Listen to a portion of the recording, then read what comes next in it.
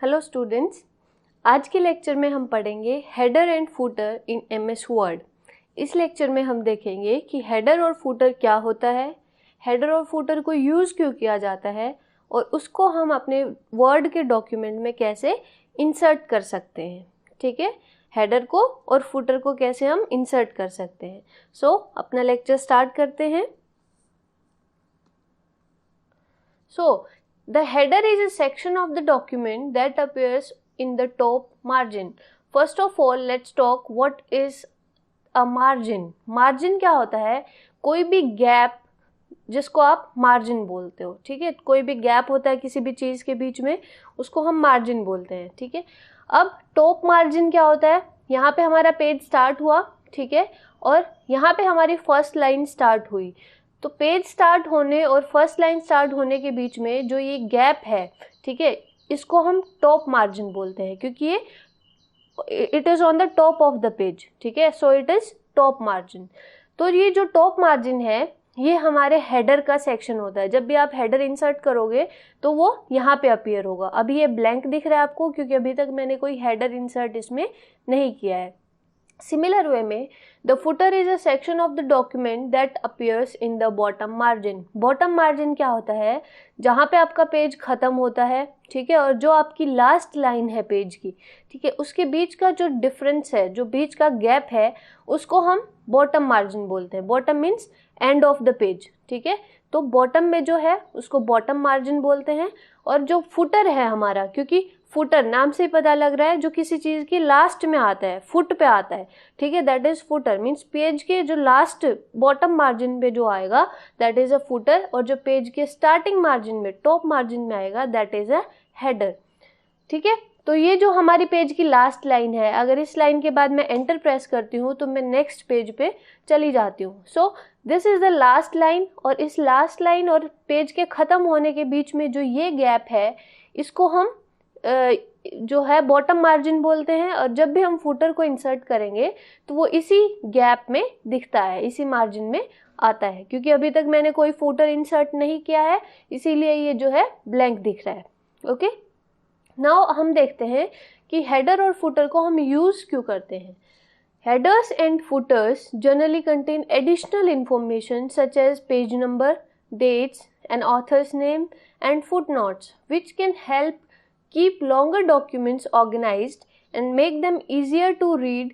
ठीक है, मतलब हेडर और फुटर को हम एडिशनल इंफॉर्मेशन स्टोर करने के लिए यूज़ करते हैं ताकि हमारे जो डॉक्यूमेंट है, बहुत बड़ा डॉक्यूमेंट है अगर, वो ऑर्गेनाइज्ड हो और पढ़ने में उसमें आसानी हो, इसीलिए हम हेडर और फुटर का यूज़ करते हैं। अब हेडर में और फुटर में आपका पेज नंबर आप डाल सकते हो, आप डेट डाल सकते हो, ऑथर का नाम डाल सकते हो, कोई फुटनोट है वो डाल सकते हो, आप अपना कोई भी जो भी आपके डॉक्यूमेंट की इंफॉर्मेशन है जो आपको दिखानी है, जो आपके पेज को, जो आपके डॉक्यूमेंट को ऑर्गेनाइज्ड रखेगी, ठीक है, ऐसी इंफॉर्मेशन को हम शो करने के लिए हेडर और फुटर का यूज़ करते हैं।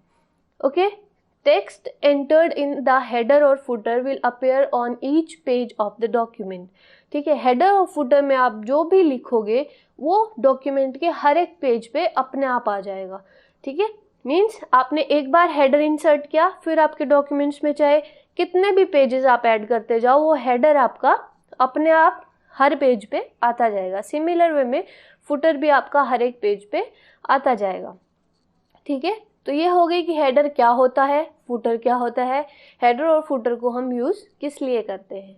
अब बात करते हैं कि हेडर और फुटर को हम इंसर्ट कैसे कर सकते हैं हमारे डॉक्यूमेंट में। ठीक है, तो स्टेप्स देख लेते हैं। फर्स्ट स्टेप है select the insert tab, then click header और फुटर। हमने बात की थी कि जो हमारी ऊपर ये रहती हैं फाइल, होम, इंसर्ट, डिज़ाइन, ये हमारी टैब्स होती हैं। तो इसमें से हम इंसर्ट टैब है हमारे पास, इंसर्ट टैब को, ये इंसर्ट टैब है, इस पर क्लिक करेंगे। ठीक है, अब हमारे पास हेडर और फुटर दिखेगा। This is header and this is footer. अगर हमें हेडर इंसर्ट करना है देन सेलेक्ट हेडर। उसके बाद आपके पास कुछ प्रीसेट डिज़ाइंस आ जाएंगे। ठीक है, मीन्स जो आपके पास पहले से अवेलेबल डिज़ाइंस हैं, आप इनमें से कोई भी डिज़ाइन सेलेक्ट करके अपना हेडर इंसर्ट कर सकते हैं। अगर आपको समझ नहीं आ रहा है कि कौन सा हेडर आपको लेना चाहिए, तो जैसे ही आप किसी भी हेडर के ऊपर कर्सर लेके जाएंगे तो वो उसकी इन्फो दिखाएगा। फॉर एग्जांपल यहाँ पे फर्स्ट हेडर के पास मैं कर्सर लेके गई, ठीक है, वो दिखा रहा है ब्लैंक हेडर, ठीक है। ब्लैंक हेडर मीन्स ये हेडर आपको कोई लाइन, कोई फॉर्मेट, कोई पेज बॉर्डर नहीं देगा, खाली हेडर देगा और एक जगह आप उसमें कुछ भी लिख सकते हैं, जिसको हम कंटेंट होल्डर बोलते हैं, ठीक है। उसके बाद सेकंड पे आप लेके गए कर्सर, ये दिखा रहा है ब्लैंक 3 कॉलम्स, यानी कि ब्लैंक हेडर आएगा और 3 कॉलम आएंगे जिसमें आप लिख सकते हो। अगर आपको 3 चीजें लिखनी है, फॉर एग्जांपल आपको पेज नंबर लिखना है, आपको ऑथर का नाम लिखना है और आपको चैप्टर का नाम भी लिखना है, आपको 3 चीजें लिखनी है, तो आप ये वाला हेडर जो है सिलेक्ट कर सकते हैं। Okay, next is Austin header with a simple page border. ये हेडर जो है आपको एक पेज बॉर्डर प्रोवाइड करेगा और डॉक्यूमेंट का टाइटल आप इसमें लिख सकते हो, ठीक है। इसी तरीके से हमारे पास बहुत सारे हेडर्स यहाँ पे अवेलेबल हैं।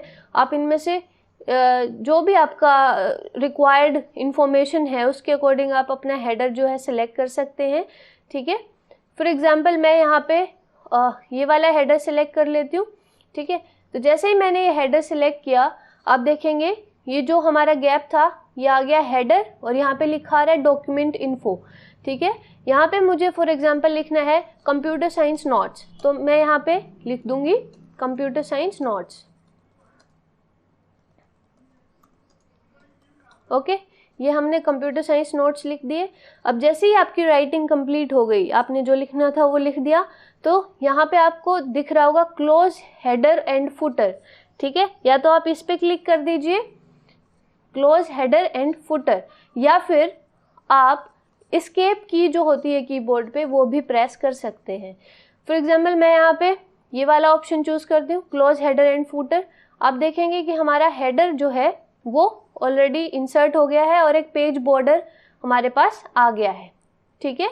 अब देखते हैं कि ये हेडर जो हमने इंसर्ट किया है ये हर एक पेज पे आया है या नहीं। सेकंड पेज पे चलते हैं। आप सेकंड पेज पे भी देखेंगे सेम हेडर आपको सेकंड पेज पे भी आ रहा है। इसी तरीके से आपके डॉक्यूमेंट में जितने भी पेजेस होंगे हर एक पेज पे आपका सेम हेडर विजिबल होगा। ओके, तो ये हो गया, हमने हेडर इंसर्ट कर लिया। स्टेप्स देख लेते हैं हमने क्या किए हैं। Select the insert tab select किया, देन क्लिक ऑन हेडर और फुटर। हमने हेडर सिलेक्ट अप्लाई करना था तो हेडर पे क्लिक किया। Then in the menu that appears select the desired preset header and footer, ठीक है। उसके बाद जैसे ही हम हेडर पे क्लिक करते हैं हमारे पास बहुत सारे प्रीसेट डिजाइन्स आ जाते हैं, ठीक है। उन प्रीसेट में से हम कोई भी डिजाइन सेलेक्ट कर सकते हैं, ठीक है। वैसा ही हेडर हमारे पास आ जाएगा। द हेडर और फुटर विल अपीयर, हेडर और फुटर आ जाएगा जैसे ही आप सेलेक्ट करोगे। Preset header and footer contain place holders for information such as title और date, they are known as content control fields, ठीक है। जैसे ही हमने ये वाला हेडर सेलेक्ट किया था तो यहाँ पे कुछ आ गया था, ठीक है, जिससे हम इसको लिख पा रहे थे, ठीक है। तो ये जो है हमारा ये प्लेस होल्डर है और जिसको हम बोलते हैं कंटेंट कंट्रोल फील्ड, ठीक है। कंटेंट कंट्रोल फील्ड आ गया। उसके बाद to edit a content control field click it and type the desired information. हमने उस पर क्लिक किया, जैसे वो डॉक्यूमेंट इन्फो आ रहा था उस पर क्लिक किया तो हमने कंप्यूटर साइंस नोट्स इसमें लिख दिया। जो भी आपको लिखना है आप लिख सकते हैं।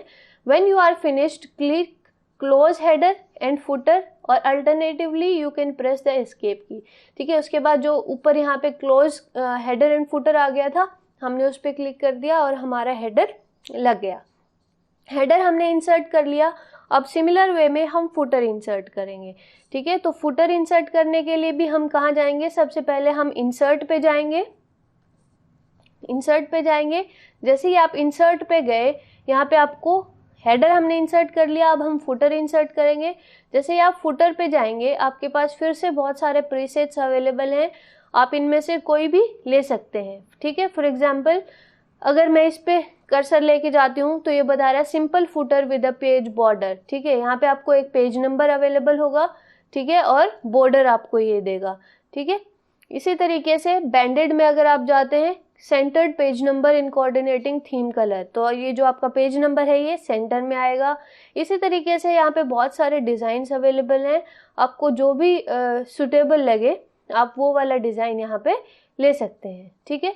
फॉर एग्जांपल हम ले लेते हैं, ये क्या करेगा, ऑर्नामेंट एलिमेंट, ओके। ये जो आप अगर कोई ज्वेलरी के लिए डॉक्यूमेंट बना रहे हैं आप उसमें यूज़ कर सकते हैं। मैं यही वाला अगर ले लेती हूँ, ठीक है। अब हम देखेंगे कि हमारा फुटर कहाँ पे विजिबल हुआ, ठीक है। तो यहाँ पे हमारा पेज नंबर 1 आ गया है और ये हमारा फुटर का एरिया है क्योंकि ये बॉटम मार्जिन है। लास्ट लाइन और पेज के एंड होने के बीच का एरिया, यहीं पे हमारा फुटर आना था, ओके। एंड ये जो आया है ये हमारे पास प्लेस होल्डर है जिसको हम कंटेंट कंट्रोल फील्ड बोलते हैं, ठीक है। यहाँ पे हमने पेज नंबर बाय डिफ़ॉल्ट हमारा जो प्रीसेट लिया है उसमें पेज नंबर है, तो यहाँ पे पेज नंबर अवेलेबल हो गया है। अब हमें जो एडिटिंग करनी थी दैट इज़ ऑलरेडी डन, ठीक है। तो यहाँ पे आप देख पा रहे होंगे क्लोज हेडर एंड फुटर, या तो ये कर देंगे या तो कीबोर्ड से एस्केप की को प्रेस करेंगे। ये मैंने क्लिक कर दिया। अब देखेंगे कि फुटर जो हमने इंसर्ट किया है वो हर एक पेज पे आ रहा है या नहीं। तो this is the first page और आप देख सकते हैं कि यहाँ पे पेज नंबर 1 आ गया है, ठीक है। इसी तरीके से हम जैसे जैसे नीचे मूव करेंगे हमारा फुटर जो है सेकंड पेज पे भी आ गया है, पेज नंबर 2, ओके। इसी तरीके से हम और नीचे, जितने नीचे जाओगे आप जितने भी पेजेस ऐड कर लो सब पे ये जो फुटर है ये बाय डिफ़ॉल्ट आपका इंसर्ट होगा, हेडर और फुटर दोनों चीज़ें, ठीक है। तो आई होप आपको समझ आ गया होगा कि हेडर और फुटर क्या होता है, उसको हम क्यों यूज़ करते हैं और उसको कैसे हम इंसर्ट कर सकते हैं अपने वर्ड के डॉक्यूमेंट में, ठीक है। अगर आपको कोई भी डाउट है इस टॉपिक में आप मुझे व्हाट्सएप मैसेज कर सकते हैं या फिर आप नीचे कमेंट्स में अपना डाउट मेंशन कर सकते हैं। Thank you.